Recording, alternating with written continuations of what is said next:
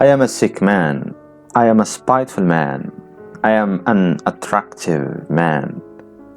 I believe my liver is diseased. However, I know nothing at all about my disease, and do not know for certain what ails me.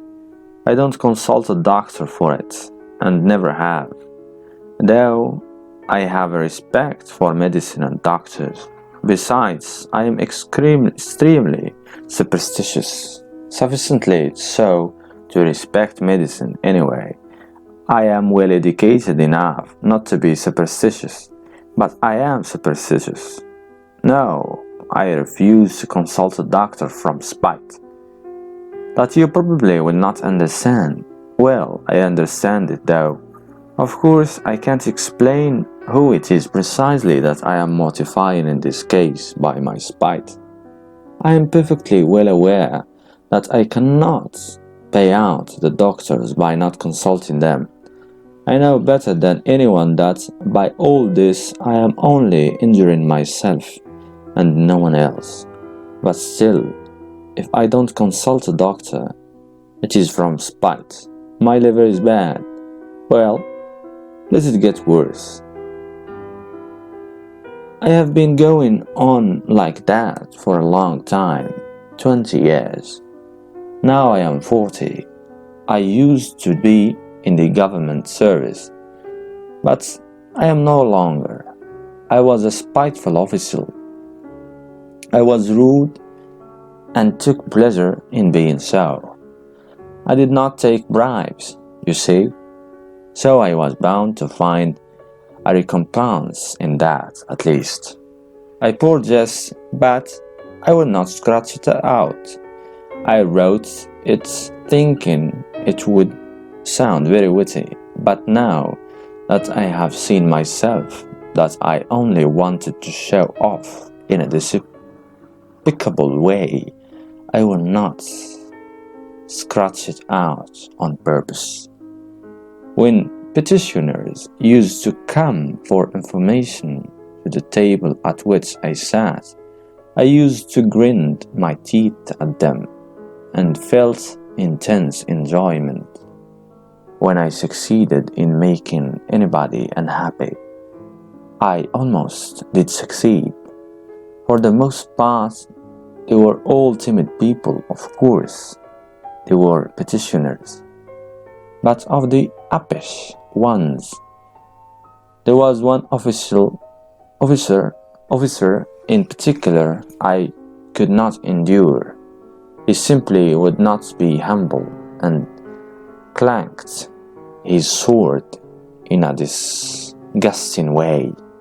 I carried on a feud with him for 18 months over that sword.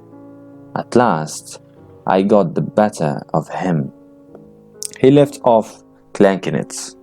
That happened in my youth, though, but do not know, gentlemen, what was the chief point about my spite.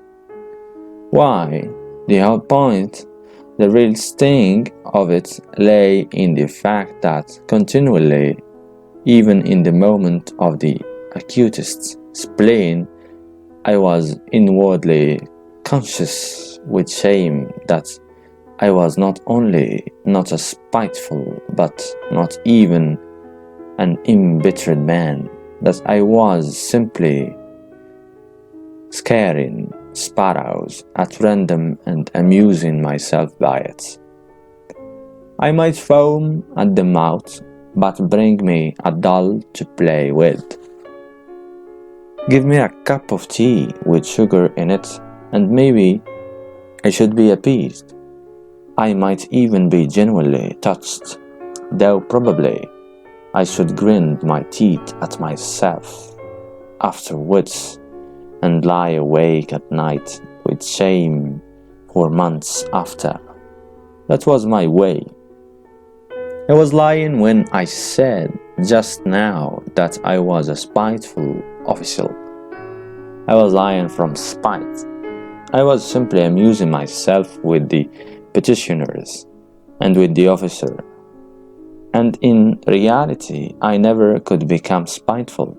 I was conscious every moment in myself of many, very many elements absolutely opposite to that.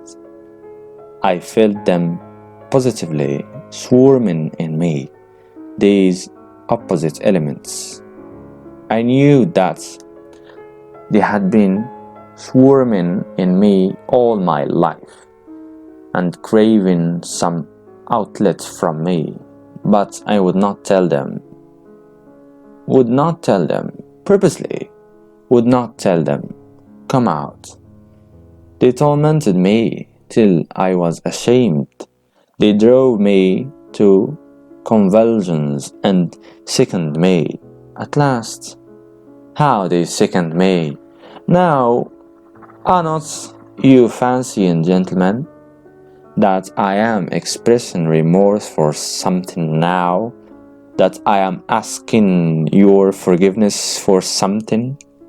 I am sure you are fancying that. However, I assure you, I do not care if you are. It was not only that I could not become spiteful. I did not know how to become anything. Neither spiteful nor kind, neither a rascal nor an honest man, neither a hero nor an insect.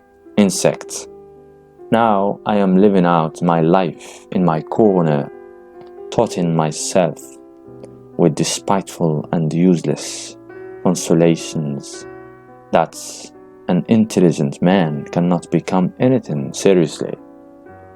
And it is only the fool who becomes anything. Yes, a man in the 19th century must and morally ought to be preeminently a characterless creature. A man of character, an active man, is preeminently a limited creature. That is my conviction of 40 years. I am 40 years old now. And 40 years is a whole lifetime. It is extreme old age. To live longer than 40 years is bad manners, is vulgar, immoral. Who does live beyond 40? Answer that. Sincerely and honestly, I will tell you who do. Fools and worthless fellows. I tell all old men that to their faces.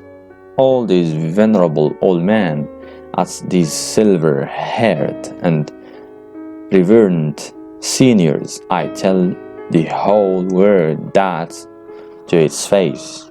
I have a right to say so, for I shall go on living to 60 myself, to 70, to 80. Say, let me take breath.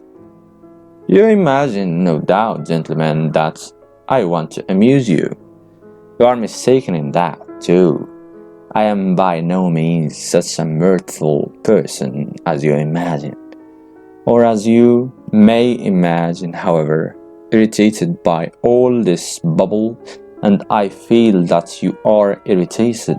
You think fit to ask me who I am.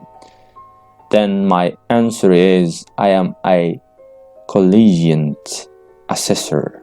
I was in the service that I might have something to eat, and solely for that reason.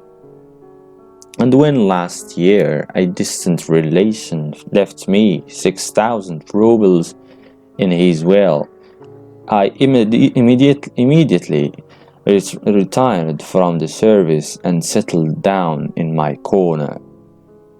I used to live in this corner before, but now I have settled down in it. My room is a wretched, horrid one in the outskirts of the town. My servant is an old country woman, ill-natured from stupidity, and moreover, there is always a nasty smell about her. I am told that the Petersburg climate is bad for me, and that with my small means it is very expensive to live in Petersburg. I know all that better than all these sage and experienced counselors and monitors. But I am remaining in Petersburg. I am not going away from Petersburg. I am not going away because... Why? It is absolutely no matter whether I am going away or not going away. But what can a decent man speak of with most pleasure?